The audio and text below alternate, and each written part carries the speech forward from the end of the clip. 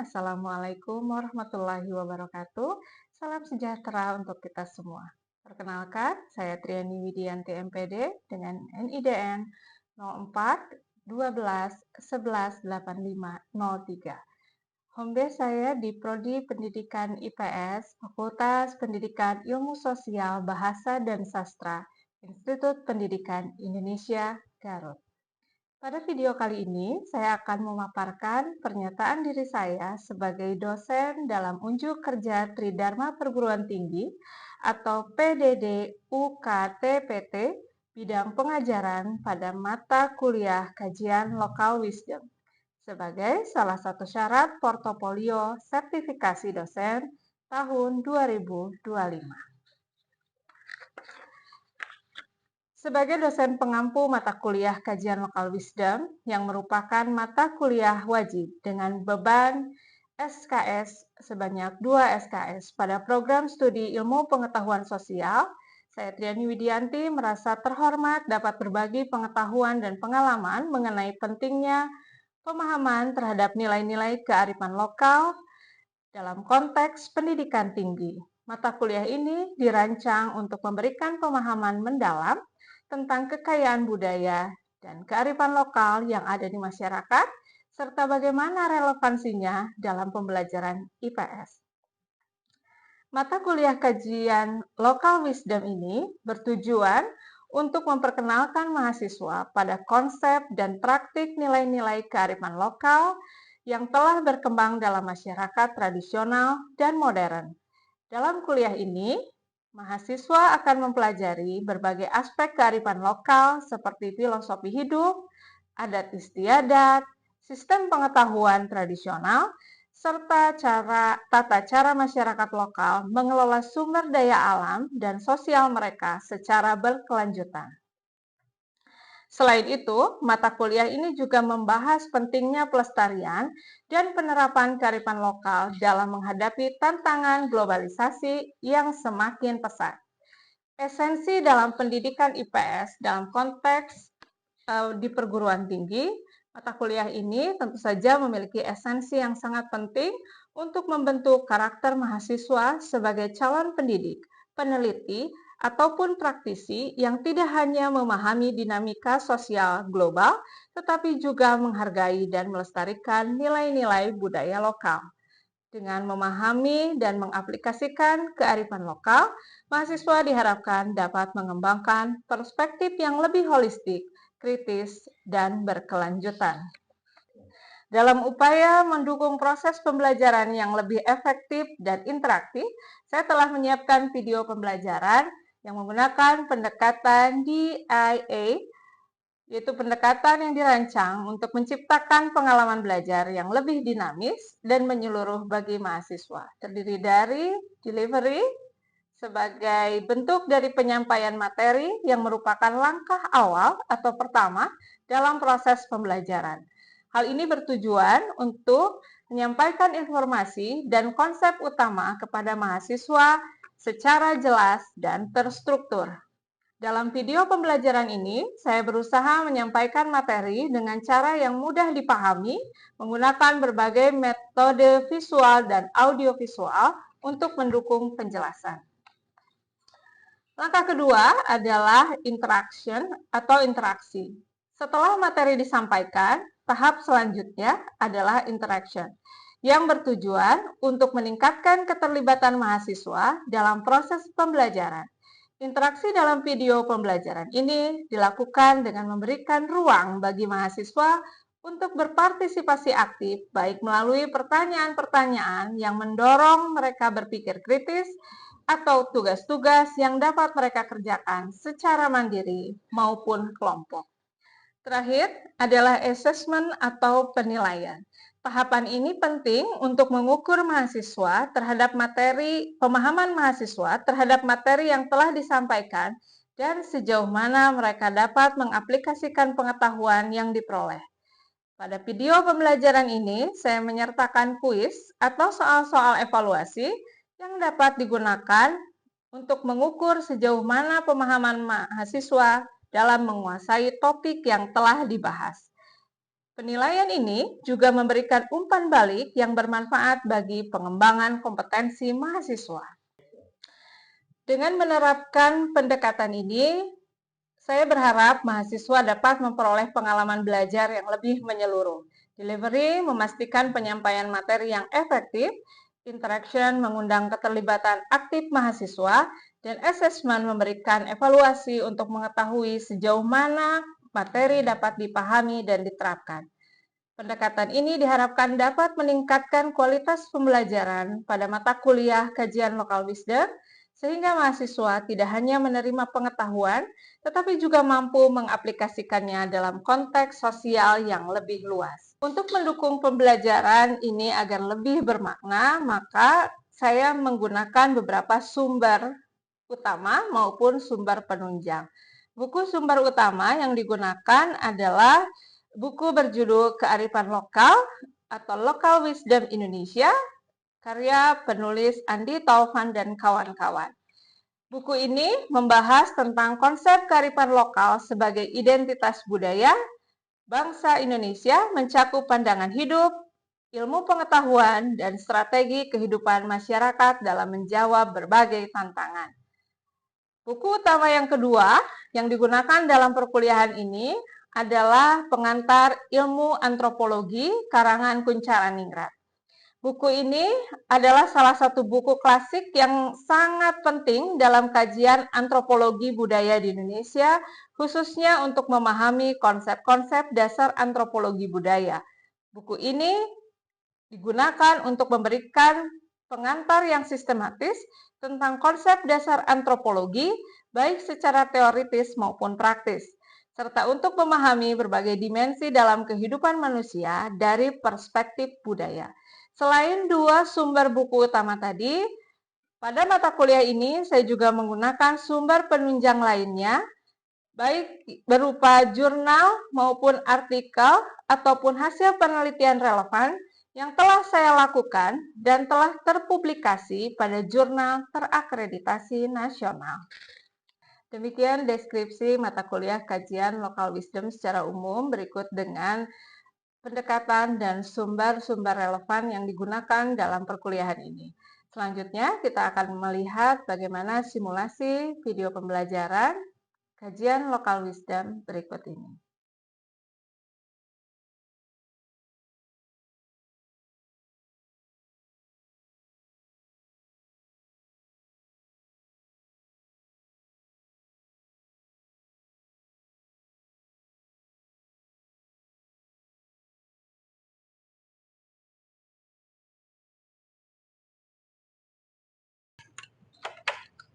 Assalamualaikum.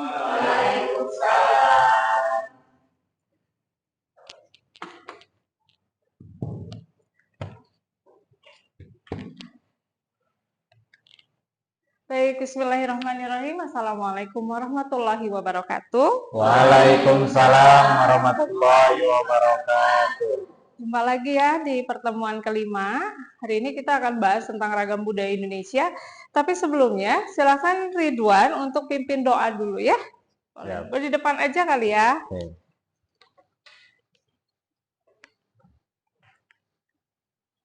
Sebelum memulai pembelajaran, alangkah baiknya kita berdoa di dalam hati masing-masing. Untuk berdoa, dimulai.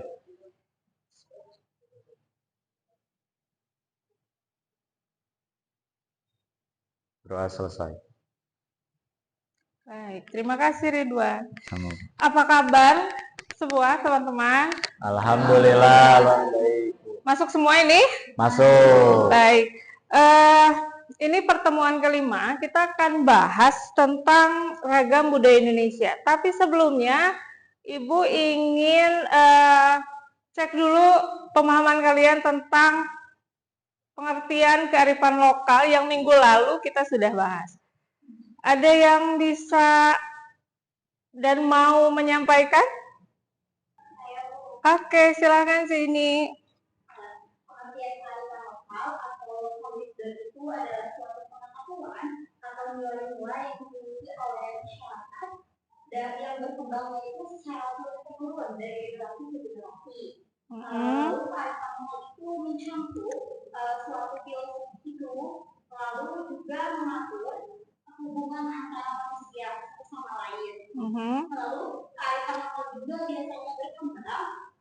melalui kondisi geografis, sosial, dan juga budaya yang khas dari setiap daerah tersebut.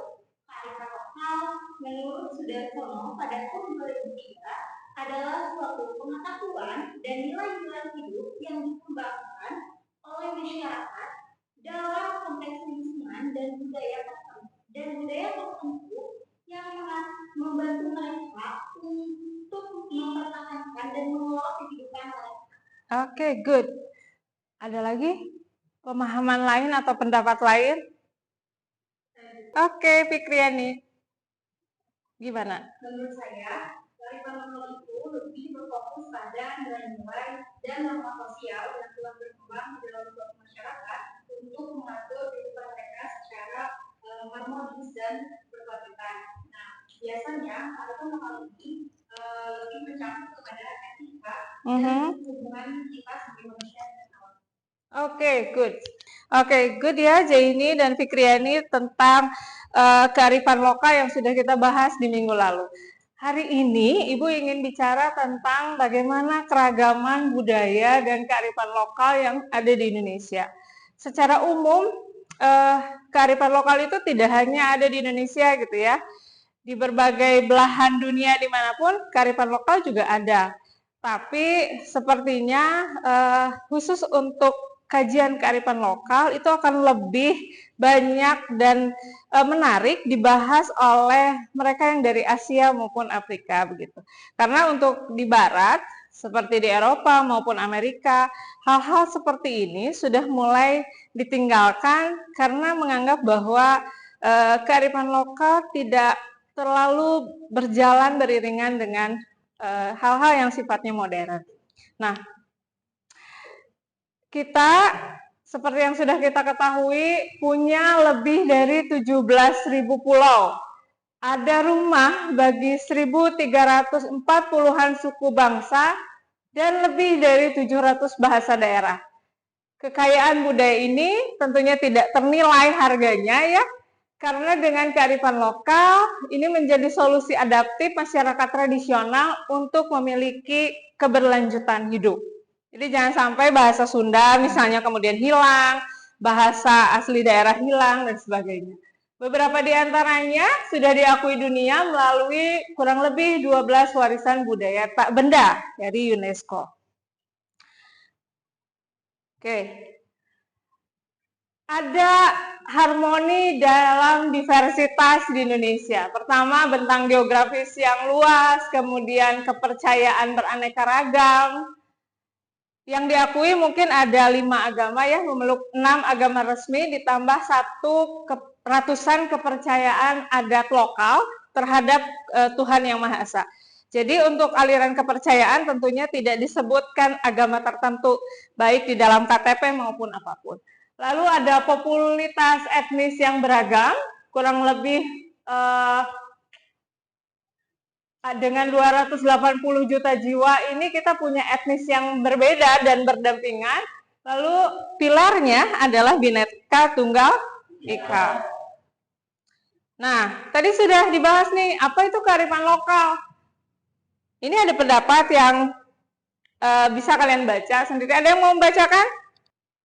Boleh Ridwan, silahkan dibacakan saja. Terkait tentang kearifan lokal, ada kekayaan budaya yang mencakup pengetahuan, nilai dan praktik. Oke. Kearifan lokal memberikan solusi berkelanjutan untuk berbagai tantangan hidup, mulai dari pengelolaan sumber daya alam, sistem sosial, seni, budaya. Oke, good ya Ridwan. Jadi gitu ya teman-teman, tidak semua yang tradisi dan budaya itu punya sifat arif gitu loh. Arif ini bijak, wise dan sebagainya. Jadi ada juga tradisi dan budaya yang mungkin harus ditinggalkan karena tidak arif tadi. Maka yang dinamakan dengan kearifan lokal itu pasti adalah hal-hal atau adat istiadat yang memiliki nilai-nilai yang patut diwariskan. Oke. Nah, Ibu di sini mulai mau ngasih contoh-contoh nih. Karena di Indonesia etnisnya banyak, salah satunya ini adalah bentuk dari kearifan lokal ekologis. Adanya di Bali, melalui sistem subak di Bali. Subak ini adalah pengairan pada pertanian ya, sistem irigasi tradisional Subak. Jadi sekarang di wilayah ini banyak sekali villa yang menganggap bahwa terasering seperti ini itu sangat cantik gitu. Kan kita tidak menemukan ini di Pamengpeuk, ada tidak? Yang begini bentuknya Subak tidak ada. Nah, di kotak-kotak aja. Tapi kalau di wilayah di Bali ini kita bisa melihat bahwa ada harmoni yang sangat cantik begitu ya, seperti ini. Gitu. Kemudian ada kearifan lokal konservasi. Ini ada budaya Sasi di Maluku dan Papua. Itu budaya Sasi ini bisa kita temukan di Maluku dan Papua, tadi yang sudah dibahas atau dibacakan oleh Asri. Sebetulnya untuk larangan ini kita juga bisa menemukannya pada masyarakat Baduy ya teman-teman, di mana ketika mereka mengolah tanah, kalau sudah panen itu tanahnya tidak boleh lagi ditanami, gitu, harus ditunggu lagi selama setahun. Fungsinya adalah untuk meregenerasi, memberikan waktu kepada tanah meregenerasi dirinya gitu loh. Kalau di masyarakat Sunda secara umum kan habis panen kemudian dibajak lagi, ditanami lagi. Pada masyarakat Baduy itu tidak boleh. Jadi agak-agak mirip nih untuk yang Baduy dengan yang Sasi ini. Oke, nah sekarang kita beralih ke masyarakat Minang. Ada adat Minangkabau dan rumah gadangnya, begitu ya. Siapa yang mau menjelaskan tentang hal ini? Saya, Bu. Oke, silakan. Di sini ada beberapa kearifan lokal sosial dari adat Minangkabau. Yang pertama itu ada sistem matrilineal, yang mana sistem matrilineal ini adalah garis keturunan ditentukan oleh dari pihak ibu. Sebuah sistem unik di Indonesia. Kemudian yang kedua ada adat Basandi Syarak. Adat berdasarkan syariat Islam menunjukkan harmoni antara tradisi dan agama. Kemudian di sini juga ada rumah gadang. Arsitektur khas dengan atap genjong seperti tanduk kerbau, simbol kekerabatan yang kokoh dengan 40-60 tiang utama. Kemudian yang terakhir ada nilai musyawarah. Musyawarah mufakat dan gotong royong sangat dijunjung tinggi dalam kehidupan sosial di Minangkabau. Oke, apakah ada yang mau menambahkan? Dari kemarin kita sudah bentuk kelompok untuk Minangkabau? Ya, Oke. Ada yang tambahkan? Ada Bu, di Jawa Barat juga ada wayang golek. Namanya itu Astra Jingga, tapi di Sunda lebih terkenal dengan nama Cepot. Oke, itu salah satunya aja ya. Ya, Cepot satunya. yang paling menjadi ikon dari Sunda. Masyarakat Sunda. Selain ikon pewayangan, kalau kita bicara ikon juga ada Kabayan. Oke, tapi untuk Kabayan nampaknya masih jadi kontroversi karena mencerminkan sesuatu yang malas begitu. Orang Sunda sendiri kan tidak mau ya di brand sebagai pemalas. Nah, kalau wayang kulit ini sendiri bentuknya itu, kalau wayang golek tadi apa bedanya? Dia terbuat dari apa tuh? Dari kayu. Dari kayu. Kalau wayang kulit biasanya lebih tipis begitu ya? Dari kulit dan biasanya memerlukan bantuan dari bayangan. Tapi dua-duanya sama-sama menggunakan dalang. Begitu ya. Nah, oke, selanjutnya kita masuk ke bagaimana pelestarian dan tantangan dari kearifan lokal. Tapi sebelum itu, Ibu ingin juga barangkali ada yang tahu apa sih bedanya kearifan lokal, lokal genius, dan local knowledge. Ada yang mau menyampaikan ini dari hasil riset mandiri kamu? Silahkan. Saya Bu. Oke, Ridwan. Selain dari kearifan lokal, kita juga mengenal tentang adanya lokal jenius. Lokal jenius secara bahasa berasal dari dua kata. Jadi lokal itu berkaitan dengan tempat, sedangkan jenius merupakan kecerdasan. Jadi terkait tentang lokal jenius itu bagaimana kemampuan masyarakat dalam berinovasi untuk membantu untuk membuat peralatan-peralatan ataupun hal-hal yang memang digunakan untuk memenuhi kebutuhan sehari-harinya. Oke, good. Lalu apa bedanya dengan local knowledge? Saya Bu. Oke, Local knowledge lebih mengarah pada pengetahuan praktis yang dimiliki oleh masyarakat lokal terkait dengan aspek kehidupan sehari-hari seperti pengelolaan alam, pertanian, kesehatan, dan juga teknologi tradisional.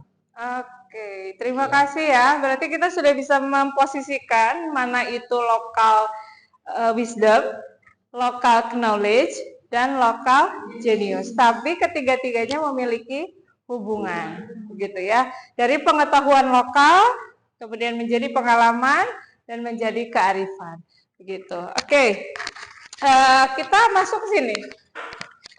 Kearifan lokal itu pada era globalisasi tentu saja akan dianggap sebagai sesuatu yang ketinggalan zaman. Jadi bagaimana sebetulnya upaya pelestarian dan tantangan yang ada dalam mewujudkan kearifan lokal ini? Pertama, upaya pelestariannya nih ya, bisa melalui pendidikan. Di dalam pendidikan IPS, kita juga menjadikan nilai kearifan lokal sebagai salah satu dari mata kuliah. Ada regenerasi. Regenerasi misalnya adalah menuturkan bahasa Sunda dari orang tua kepada anaknya. Bisa juga kemudian melalui digitalisasi. Mungkin saja nanti mah wayang golek teh dibuat seperti konten dan sebagainya. Gitu ya. Kemudian tantangannya apa? Tantangannya kita akan ketemu dengan modernisasi, globalisasi, erosi nilai, industrialisasi yang mengancam kelangsungan kearifan lokal. Sebagai contoh, kita mungkin lebih mengenal makanan-makanan yang sifatnya global seperti McDonald gitu ya, kalau boleh menyebut merek. Kemudian apalagi KFC dibandingkan dengan panganan lokal. Panganan lokal seperti apa?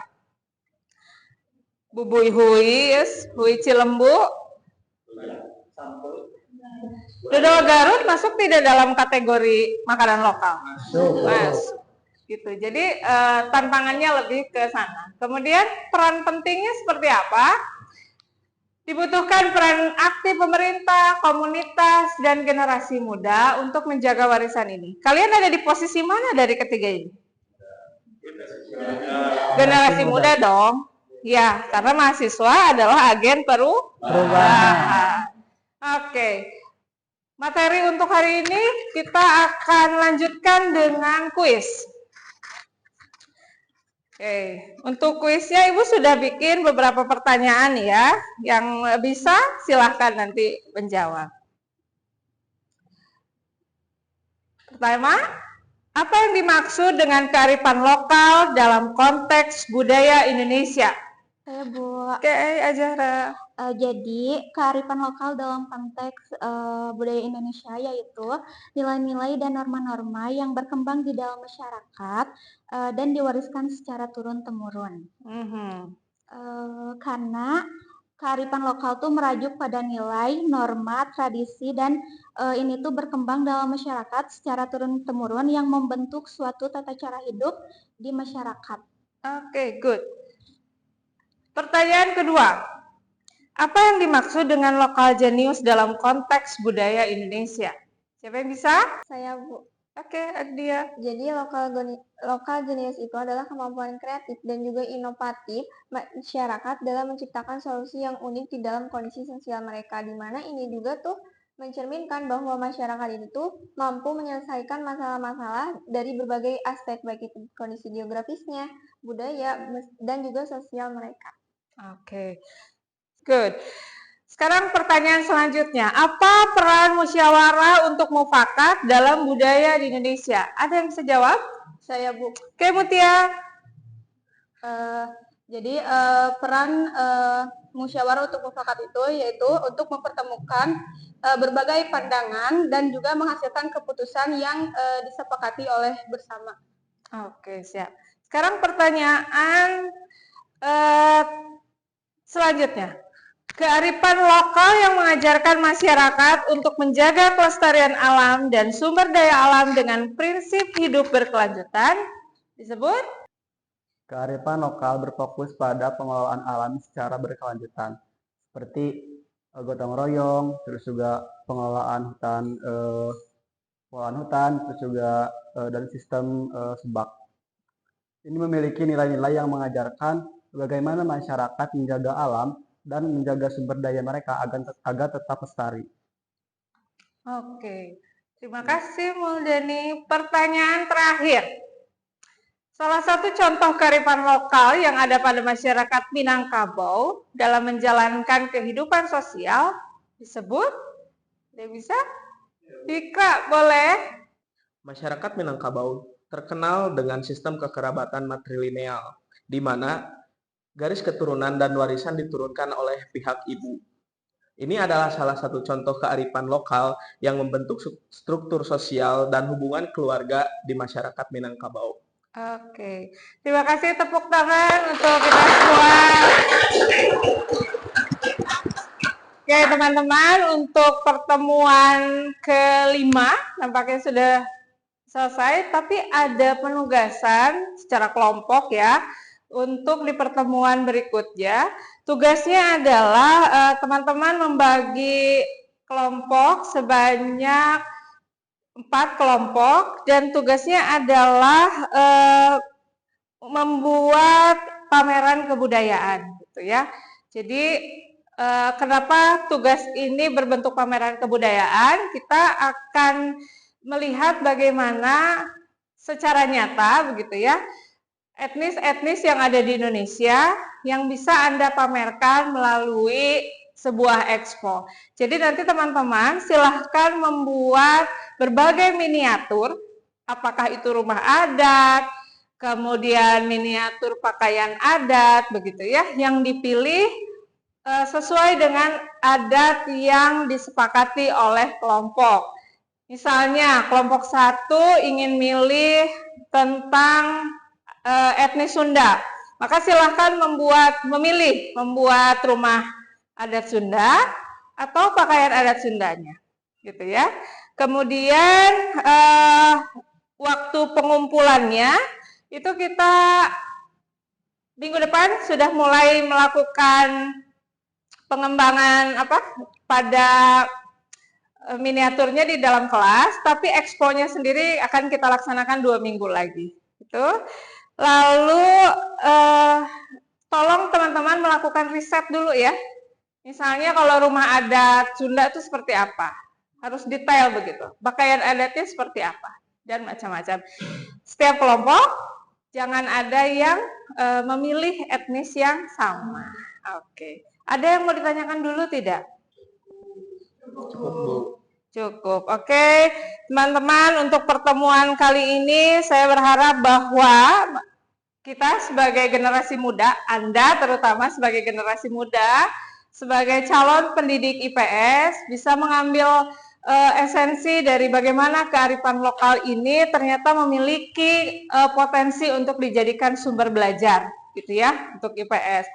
Tujuannya tadi, karena IPS punya tujuan untuk menjadikan generasi muda menjadi good citizenship, tapi yang tidak tercerabut dari akar budayanya, gitu. Jadi Anda boleh berwawasan global, tapi juga bagaimana Anda semua harus melokal, gitu ya. Kalau ngobrol dengan teman menggunakan bahasa Sunda saja dalam keseharian, itu nampaknya lebih elok, lebih melestarikan dibandingkan dengan mencampur-campur bahasa global di dalam kehidupan sehari-hari. Terima kasih untuk hari ini. Sehat-sehat semuanya. Assalamualaikum warahmatullahi wabarakatuh. Waalaikumsalam warahmatullahi wabarakatuh.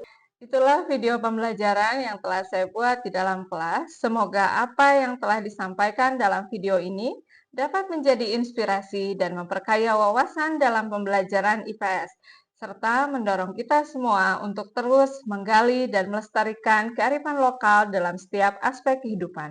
Dan semoga video ini yang telah saya buat dapat menjadi bahan pertimbangan dalam penilaian portofolio saya sebagai peserta sertifikasi dosen 2025.